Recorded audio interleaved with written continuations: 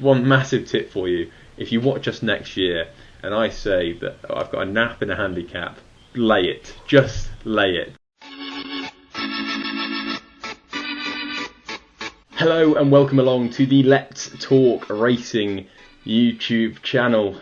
What a week. A week that had everything. It was absolutely brilliant. It lived up to expectation in my opinion. Andrew, you fired in some winners. How did it feel? That was good. A couple of nice prize winners always helps the week. But geez, some of the stories, the Irish domination with Rachel and Henry at the forefront of that was absolutely superb. Also great for Jack Kennedy to have such a good week. He's had an awful lot of injury problems for such a young lad, so it's good to see him back on top. And I'd love to hear your thoughts on some of your handicap naps, which I was a bit skew-if about, but they actually ran very well. But unfortunately, no luck in the inn, especially for in two, because I still see that there's almost a tear in your eye thinking about it. It's going to take me a bit of time to get over that one. We're going to be looking at the Cheltenham Festival 2021, looking at the best moments, the best performances, some horses to take from it, and some horses to look forward to next year. It was a brilliant week. Don't know how, but I had a message on the Saturday morning before being like, can you feature on a panel with Ruby Walsh, Barry Geraghty and AP McCoy? I sent them a message being like, do you need a T-boy or something? Like, they got me on there. It was really cool. And then on the Monday night as well, I did something with Cheltenham and Chris Hughes, and they gave me this scarf. And the reason why I'm wearing this scarf, I'm not going to wear it for the whole episode, but apparently there's 3 of these in ever made. 3 of them ever made. One of them's owned by JP McManus. One of them is owned by AP McCoy, and this is the 3rd one. It was given to me by the Jockey Club. It's got the festival on it. I'll show you that there. The festival. If you want to win it, like this video first and foremost, and just simply comment the festival. In fact, we'll do the festival 2021, and then you're in with a shout, and I'll be giving or letting the winner know in the next episode of Let's Talk Racing. Pretty cool, and hopefully you can get involved with that. But yeah, let's talk about the week of the racing. I thought it was going to get off to a brilliant start. Would appreciate it. Absolutely hosed up in the Supreme. It must have been 24 lengths, I believe. That is ridiculous. First of all, I couldn't believe what I was watching. When he kicked round the bend, he was sort of 3 or 4 lengths clear, and then he just went. How impressed were you? I'd have to be very impressed. I'm glad me and you didn't overcomplicate things like plenty of others did, and you just gotta sometimes the favourite staring at you in the eye, and it was appreciated. Like yourself, geez, you didn't think he had that much acceleration in him, but the race was run to suit. It was only a little 8-runner race, so it kind of took away, I suppose, some of the hustle and bustle of your usual Supreme that can potentially get horses beat. But he was absolutely superb. Unfortunately, Blue Lord fell at the last. He would have run a very good race in second. He certainly won to keep the right side of. But unfortunately, it also it was a sign of things to come from the English Challenge with Soaring Glory and Metier underperforming. And I know they got a few blows in early on day 1, the English, but it was a pretty sorry week for your fellow countrymen. When Vintage Clouds won the Ultima, I think we were 2-1 up. It was stop the count. Let's just stop it there. We don't need to continue. We'll win the Presbury Cup. Yeah, appreciate it. Was so impressive. Going over fences, Arkle or Marsh? I'd keep him to the Arkle. Look, it all depends how the horse jumps the fence.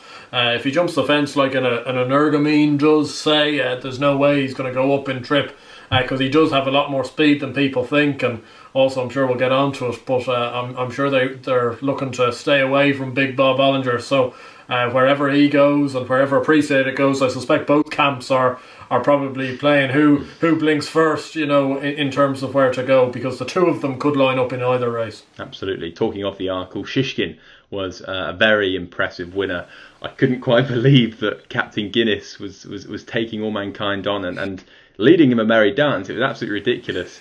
I think Harry Skelton will be one to say that, I think he'll say himself that he didn't have a brilliant week, and he came out after and said that that's the quickest he's ever been in a race in that Arkle, and All Mankind couldn't even live with Captain Guinness. Odd ride, played into Shishkin's hands, and Nico took it up coming down the hill, and he wasn't going to be caught then.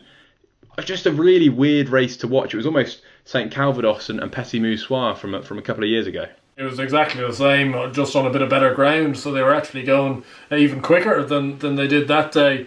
I suppose I would think Rachel's plan was to try and upset All Mankind. I just thought it was a bit kamikaze from the two of them. Played completely into Shishkin's hands, and I think he ended up actually getting to the front plenty sooner than in ideal he would do, but he was absolutely superb. But I know there's a couple of fanboys out there, but there's no way on that ground I'd think that an Ergamine was ever going to beat Shishkin, to be honest. I thought he was absolutely super.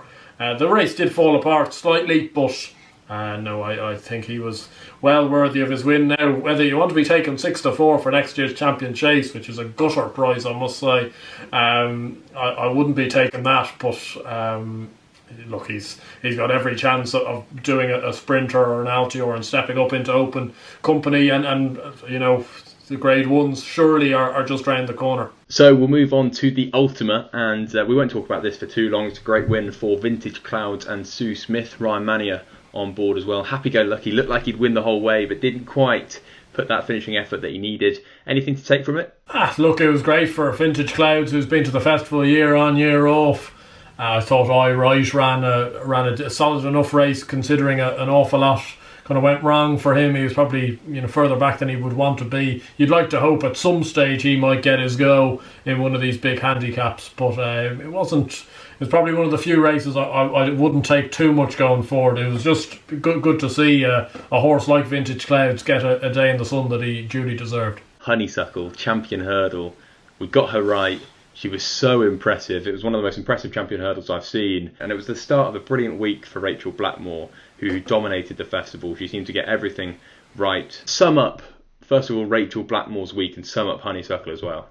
Yeah, well, Rachel Blackmore had a super week. She seemed to either be winning or she was on the deck. She had a couple of bad falls as well, especially on day 2. I think she took 3 bad falls, but look, she was super all week. She's been like that for a couple of years now at Cheltenham, and it's just great that she's associated with Henry, who's now getting that stock of horse that can go and win these races.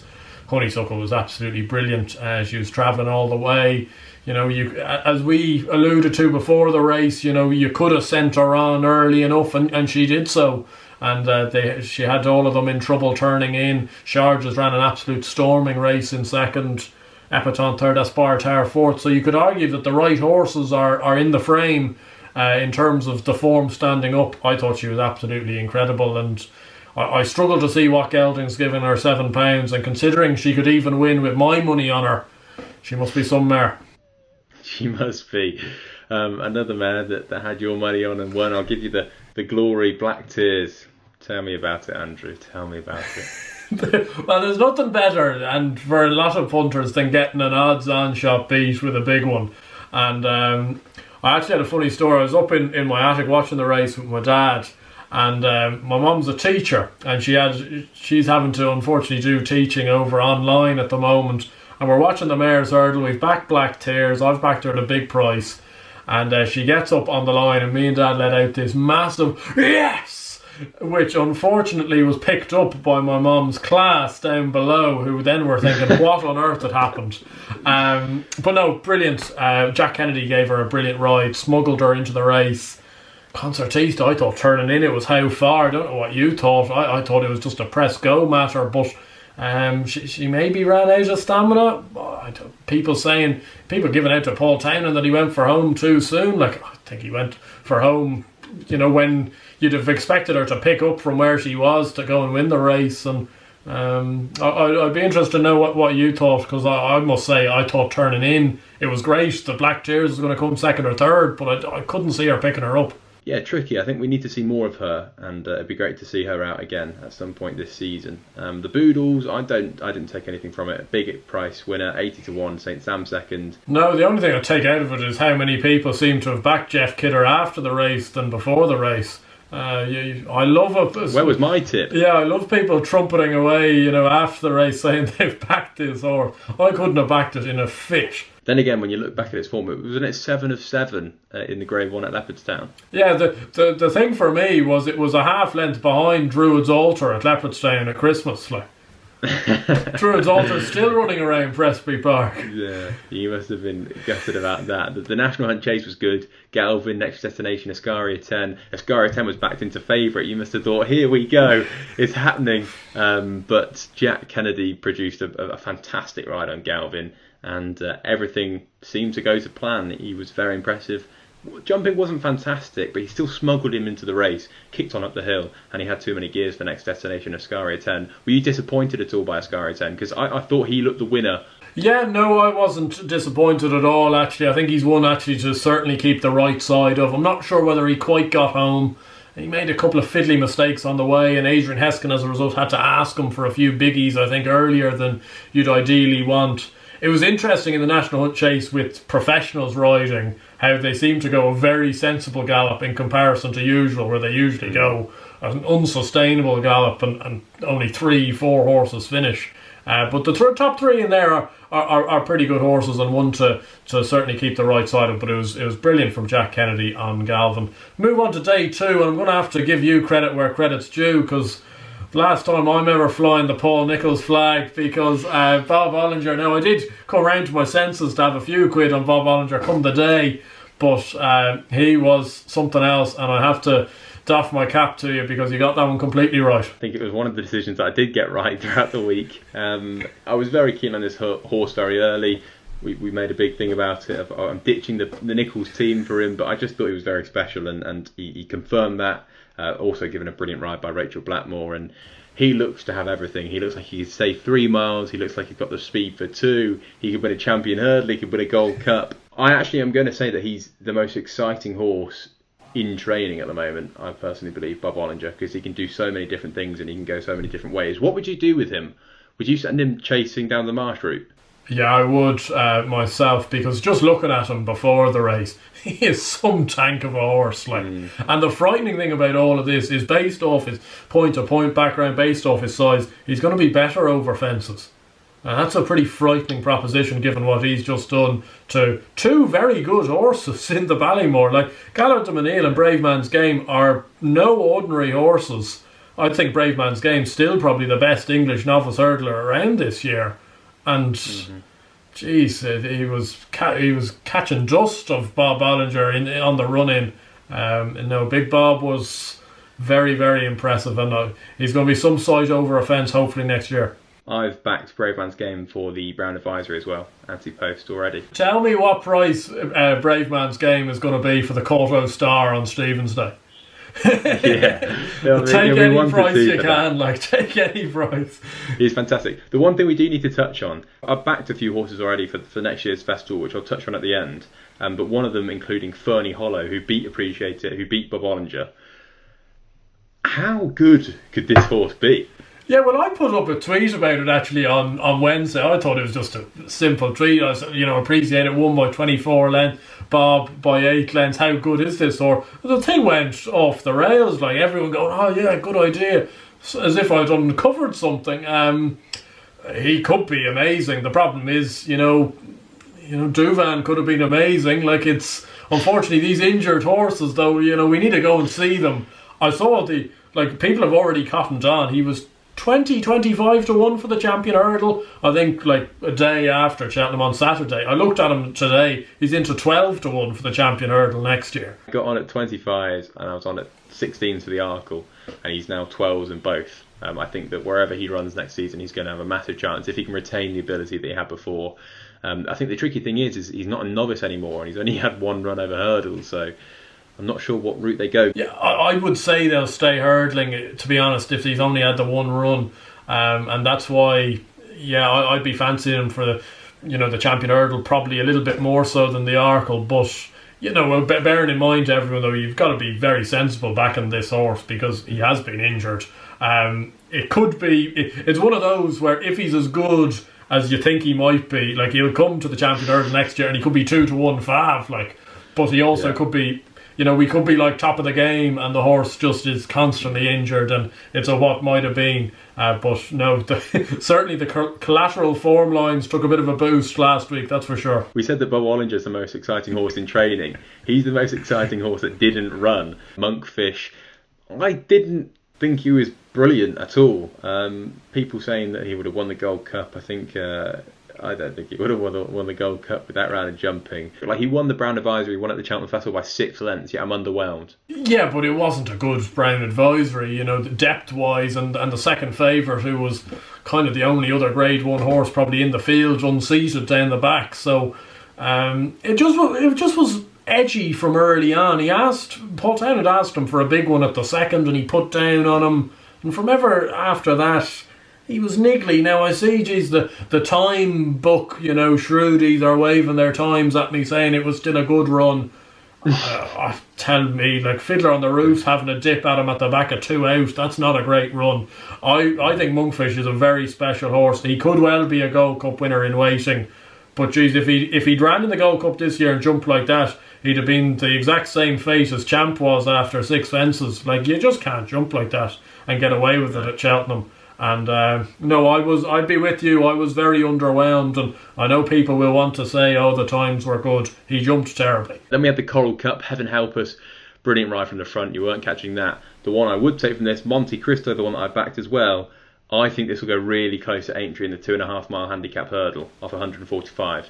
He might even go down in the weights. Everything went wrong. He was hampered on the running, and he was picking up as well. Obviously, we're not allowed to use race footage. I'd love to be able to put it up and give you a Jamie Carragher and Gary Neville and say, this went wrong here. The arrows, the pointing. It'd be brilliant to do that. But honestly, look back at that run, watch it, and you'll fancy him for Aintree. I think he's got a huge chance if he goes there. No discredit to Paul Hennessy, though, who's obviously only got 2 horses in his yard. He's renowned as being a greyhound trainer over here, so brilliant for him. And the young jockey Richie Camden, he's the type of guy I wouldn't mind on with us here and Let's Talk Racing. I'm sure he could have a bit of a bash. The way he was speaking at the end of the race to the ITV guys, he seemed to be absolutely loving it. Yeah, I didn't see much in behind. It was a bit of a muchness. I think Craig Niche's run probably could be upgraded slightly, but the Coral Cup, they usually go off helter-skelter. I saw Ruby Walsh was doing this little piece beforehand saying, look, they're jumping off in the Coral Cup, and everyone, all these winners were jumping up almost last. And then, of course, the one year he does that bit of an analysis, some lad goes off and makes all. So great for connections. Great to see a small trainer get a big win like that. He's a very popular man, Paul Hennessy. But no, it wouldn't be one I had too many notebooks about. And next up, not a fine moment from both of us. The Betway Queen Mother Champion Chase. Chacun pour soi, looked like he was travelling well. Hit the front, looked like kick on now, Paul, kick on Shaq. I was there giving the old armchair ride, and unfortunately didn't find a lot. What happened? I couldn't tell you what's happened. The ground seemed to eat him up on the run in. You needed the line to be around 5 yards after the back of the last. I suppose the simplest way of looking at things is he just hasn't gotten up the hill. I think there's a little bit more to it than that. It's obviously his first run around Cheltenham, and they went steady for a champion chase, and a bit of a mess of a race really. There was chopping and changing at the back of 3 out as well. So Royale got a terrible bump from, I think it was from Nube Negra, but it had precipitated from Chacun pour soi.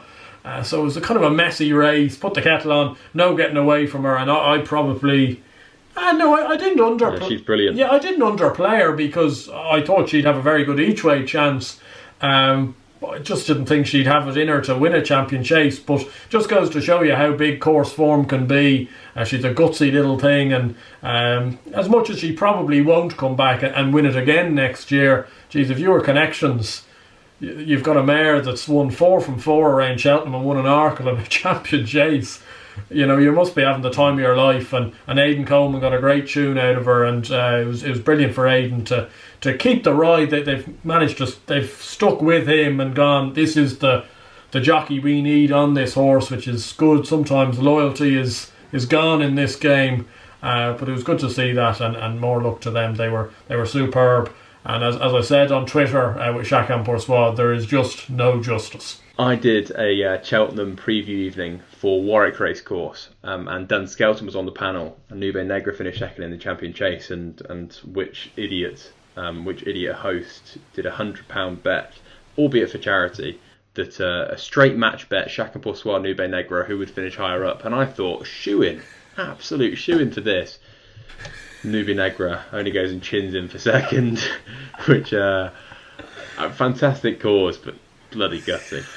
Moving on to the cross-country chase, Tiger Roll. And the reason why I say Tiger Roll is fantastic, brilliant to see him. But you knew the writing was on the wall so far from home. He was going to win that. He was tanking the whole race. He hit the front about a mile from home, and he just went further away. It was like watching Tiger Roll as a 7-year-old. Yeah, no, it was super to see him back. I do get what you mean in terms of you wouldn't have minded Tiger Roll himself giving you a wink, wink, nudge, nudge to back him one last time. Yeah. I feel if I had a few quid on him, even as a sentimental, I'd feel a lot more kind of up in arms. What a brilliant performance it was. Yeah, look, it was good. Look, Easy's Land, I don't think he really likes that ground, and I think it's been a pretty desperate preparation for him all year, so he probably ran not a bad race.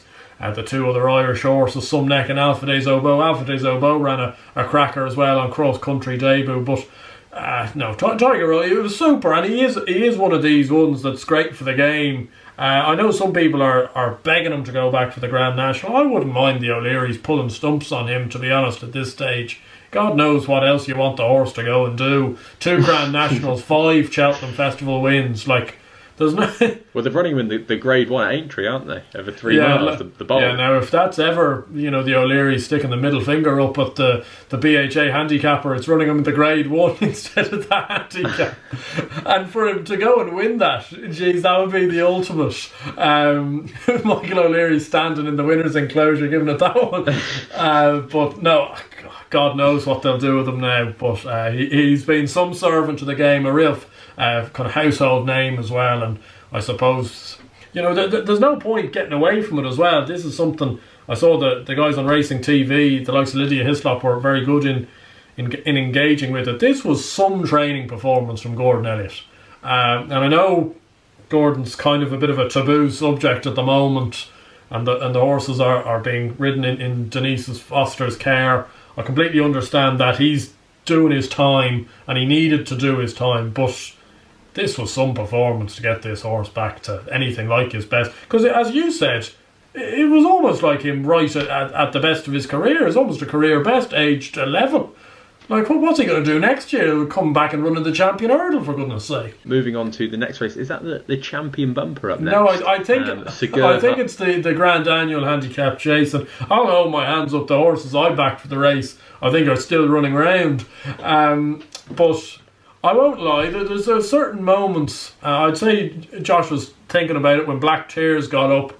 There's certain moments where, as much as we're the best of friends, you kind of wouldn't mind the other person's horse not winning. Let's just put it that way. Especially one at a big price. And I would never do that. You just said it to me off air. You just wouldn't say it to everyone else. But I'm going through the race thinking, please, just anyone but in Tukas. He's coming down the hill. Mark Walsh is pulling double. I'm thinking, oh no, I'm not going to hear the end of this. And then hits 2 out. I'm back in the game, thinking, great, thank God for that. Jumps the last grand, and he's surging. And I've never been so pleased to see a John Joe O'Neill trained horse get his head in front. But you might tell the viewers your thoughts going through the race and your emotion afterwards. It was almost like the 2021 version of Column of Fire. Do we have to? Do we have to? First of all, do we have to talk about Tukas? And secondly, you didn't have to bring Column of Fire up either. That's a rubbing salt into the wounds. My last 3 naps, the first one was Bundoran in the Grand Annual, and I tipped that 40-1. He's there tanking in Croco Bay. Bless him, the old boy, 66-1, chins him. I'm sure you weren't thinking bless him at the time. And then last year, Column of Fire comes there at the last to win the Martin Pipe and Falls. So I'm thinking, my cars are down, 3rd time lucky. Oh, I shouldn't have said that either. And we get onto the Grand Annual, and I'm going, here we go. They're off and running. Okay, jumping well. And Bitted falls, and you never like to see a horse fall, but he was one of the main rivals in the race and ultimately made the job a lot easier. Chosen Mate suddenly is being scrubbed along at the back, and he's not picking up, he's not finding anything. So I'm thinking, this is absolutely perfect. Nothing could go wrong. Like you say, Mark is tanking down the hill. Just send him on, Mark. Just send him on. Jumps the third last. Great jump. Travelling again. Turns for the bend. Suddenly, we're coming up to the second last, and Mark Walsh, look, brilliant jockey, but he's taking a pull going up to the fence. Obviously wasn't on the right stride or something. Classes it. Pecks on landing. Suddenly, back on it again. Pops the last, and I'm thinking, here we go, he's flying up the hill. And the worst thing in the world is he's beaten, I don't know what he was beaten. He was beaten a short head, something like that. It was a photo finish. Another stride he'd have won. And the thing that really annoyed me is he was beaten by the horse. When he won that Warwick Novice Chase, I said, 152 or whatever his mark was, no chance he's got winning the Grand Annual. The one horse I'd slated all year goes and beats him. It was just by luck. To be beaten a short head in there as the nap was just brutal. And one massive tip for you, if you watch us next year and I say that I've got a nap in a handicap, lay it. Just lay it. Can we please move on? Yeah, let's move on. We'll move on to the champion bumper, which I'm sure for Kilcrush backers was no better than watching in Tukas, to be honest. But Sir Gerhard was excellent, actually, with Rachel Blackmore on board. And this reminded me of you last year. And I know Shakhan Boursois didn't end up running in the champion chase, but where you went off a horse late on and went on to the wrong horse. And all year, actually, I remember you texting me before he ran down Royal and said, back this horse at 12 to 1 for the bumper. I've been told he's an absolute machine. I'm there thinking, thanks Josh, that's absolutely super. We'll go on and back him at 12 to 1. We're both keen on him all year. Then he goes to Willie Mullins after the whole Gordon Elliott situation, and you text me immediately, can't have him at all. I'm loading in on Kilcrush. And you just don't learn lessons. Lessons have to be learned. I couldn't believe it. I'd gone off Sir Gerhard, and I think Kilcruit was potentially the best horse in the race and was just given too much to do. Rachel was fantastic on Sir Gerhard, and I went back to a video that we made at the start of the season in October, and it was young horses to look out for. And I think the first one that I mentioned was Sir Gerhard and Brutal, but I think Kilcruit will be very difficult to beat in the Ballymore next year, and Sir Gerhard potentially the Supreme. I wouldn't put anyone off, though. If you wanted a stab at one at a big price in the Supreme, I think you can get 50 to 1 on 3 Stripe Life. I thought he ran a cracking race. He unshipped Jack Kennedy on the way down to the start. He was very, very keen. Kind of threw his race away. I thought he ran a super race, and I think over hurdle he might be able to settle a bit better. One to certainly keep the right side of. The bookmakers, again, they got away with one because a Shishkin win, we had Monkfish win, and the sort of the last leg of that treble was on Viral End. What went wrong, and how would you describe your feelings seeing him fall? I was gutted. Such disappointment, such a good horse. You never want to see these horses fall, and you never want to see them lose their unbeaten record falling either. But as you said, he was buzzed up beforehand. He wasn't himself. Rumours are coming out that maybe he hasn't taken the change to Henry de Bromhead as well as some of the other horses have. He's been a little bit on his toes, and look, hopefully he can just come back, maybe run at Fairyhouse now. I know the Nolans are probably cursing their luck because they dodged Monkfish in the RSA to run at Fairyhouse, and they're probably going to have to run against Envoy Len now, which I suspect wasn't the master plan. But hopefully he can get back to business there. It was a race that you were a little bit just deflated almost for the rest of it. The race was going on, and Envoy Len fell at the 4th, and I think Sham Blue was sent for home after the 5th.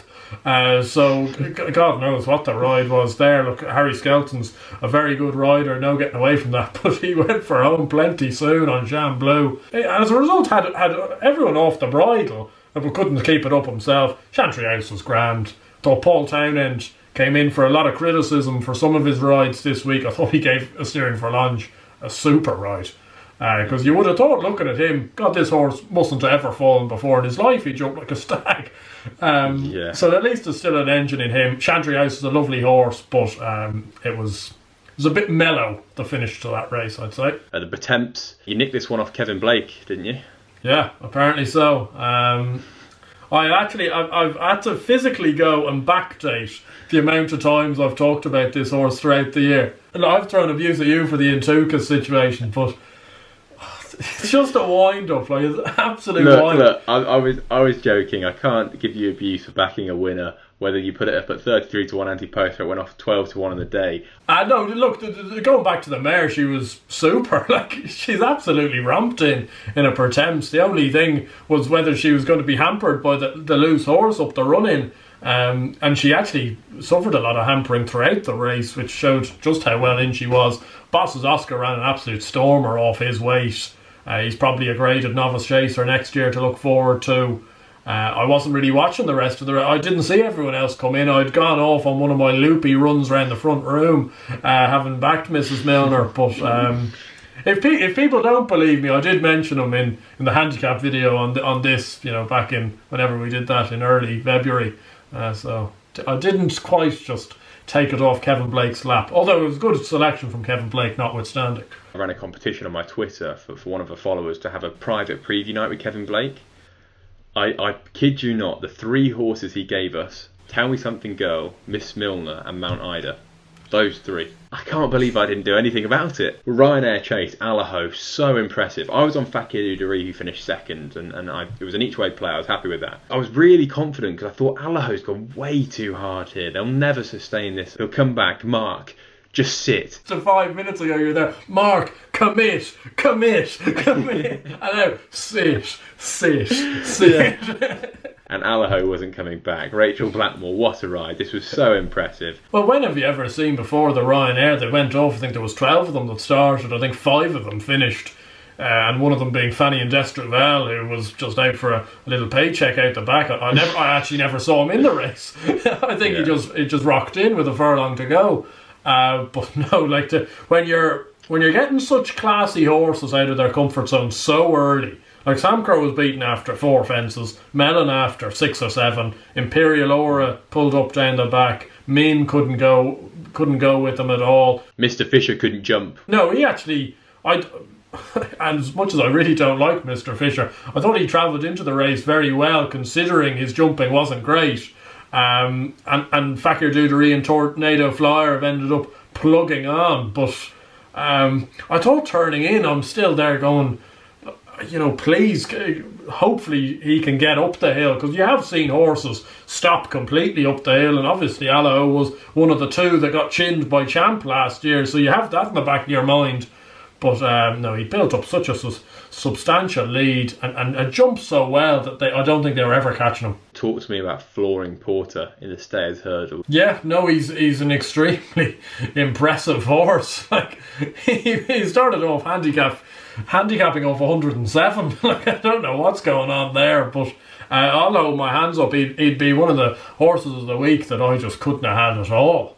I just didn't think he was up to it at all, but you knew going down the hill, horses were in trouble. Geez, Paisley Park and Sard of Burley were pumping along a long way from home. Fury Road, who I liked for the race, he didn't get into any rhythm and then he got hampered. I think Flooring Porter was superb and he was much the best. I thought it was a middling enough race in behind, though. I wouldn't be taking any of them going forward. Well, sorry, the one I would take forward would be Beacon Edge back down in trip. Because I thought he ran well, but if I'm being brutally honest, I think if he'd stood on his feet, Lisnagar Oscar wouldn't have been out of the frame. And I know people like to give out about last year's Stayers Hurdle, and I don't think he'd have beaten Flooring Porter. But geez, like Paisley Park was, like, I know he goes through flat spots, but there's flat spots and then just not travelling a yard. Like, will he win it next year? I don't see what's going to come out of the pack and get him. We'll get on to the Albert Bartle, but I thought it was a pretty middling race as well. So there's no reason to suggest why he shouldn't.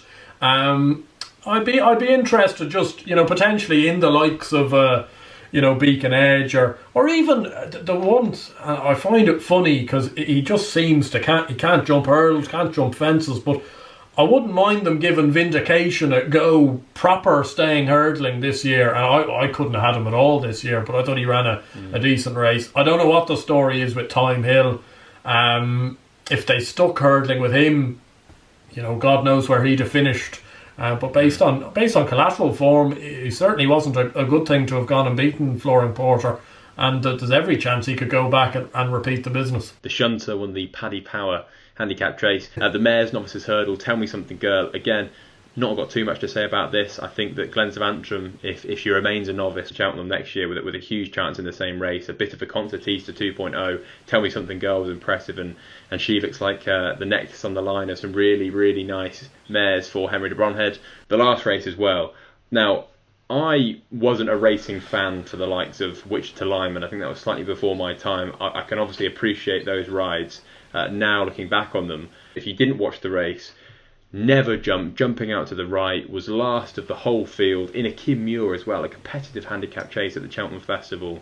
Was seriously out the back of the race, maybe 5-6 lengths at one point. Jack Kennedy just nursed her into the race, didn't rush, didn't have to feel he needed to get back into the pack straight away, got her jumping. Coming down the hill, she was hard held, looked like he'd just come into the race. Absolutely fantastic ride, and was right up there with one of the best I've seen at Cheltenham. I know you were taken by that ride as well. Oh, it was absolutely superb. Jack Kennedy all week was super on some of these horses, especially him, or Mount Ida and Galvin, who weren't jumping particularly well. Mount Ida looked like she was about to be pulled up, to be honest. I thought she wasn't going a yard early doors, but she's won incredibly well, and an incredibly good piece of horsemanship. And just a little shout out for one of the absolute legends of the game, Shantou Flyer, who's now been placed at 5 consecutive Cheltenham festivals. Like, he's as old as the hills. Like, I think the Cheltenham Festival wasn't around when Shantou Flyer was born, to be honest. He's that old, but he keeps coming back, keeps placing, never going to win, but no, he ran another great race with Harry Cobden for third. We'll move on to the final day, starting off with the Triumph Hurdle, which was a bit of a disappointment, I must say. Quilixios won. There was a lot of money for him.